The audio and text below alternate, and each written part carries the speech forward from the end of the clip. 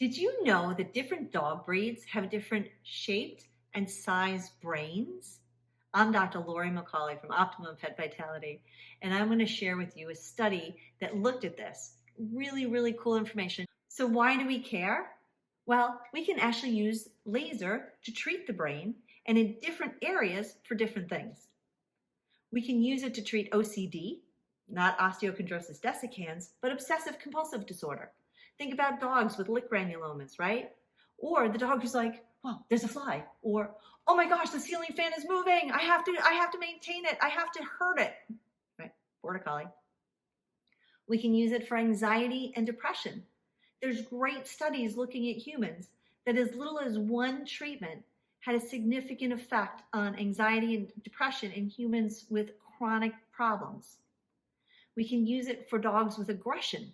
Not every dog, but a lot of them, treating the back, we can help with it, whether it be a really bad headache or inflammation in the brain. I'm not sure exactly why, but in shelters, it can be very beneficial. We can use it to treat syringohydromyelia, that's our King Charles Cavalier Spaniels. Significantly, when they have that flare up, literally within a couple of minutes, we can have a change. Now, I'll also use acupuncture with it, but immediately, something that might take days to go away, gone.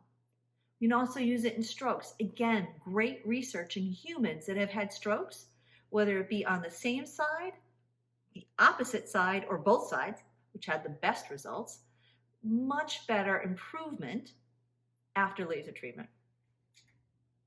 So let's look at the brain shapes. We have our dorsinocephalic dogs. Look at that, how that comes out.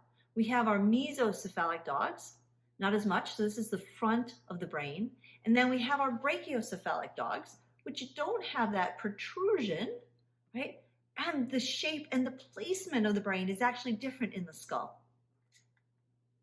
When we think of brains, we were always given images like this, right? We have our cerebrum, we have our frontal cortex, which has our executive powers, where we initiate movement. We have our cerebellum, which controls the movement. We have our brainstem, we have our limbic system. We can get to all of these things with our laser. I like this picture because it shows with our brachiocephalic dogs how our cerebellum is actually tucked back underneath compared to some of our other dogs, where it's more actually in the back of the skull. Another really important thing is the frontal sinus. If you look here, you can see that the frontal sinus actually takes up a lot of space. So if we want maximum energy going to our patients, we don't want to have to go through that. We don't want to treat coming through here. We want to treat either coming more from the side or coming from the top where we're not involving the frontal sinus. If you do acupuncture, you know that we have points here and here that can be used to help with sensory and motor motion. We know that the points for anxiety and depression, F1 and F2, are sitting right here, and we can use that in our dogs. When we're treating aggression, we want to be thinking about hitting the back, the caudal aspect, again, whether it be the brainstem or whatever it is, flexing the neck and coming down into that area so we can get it, and realizing with our brachiocephalic dogs, we want to shoot to hit down here. So actually coming through, so a little more energy coming into that area to have the effect that we want. For the syringohydromyelia, we're going to be coming in, aiming for that cerebellum right in here. I love this picture.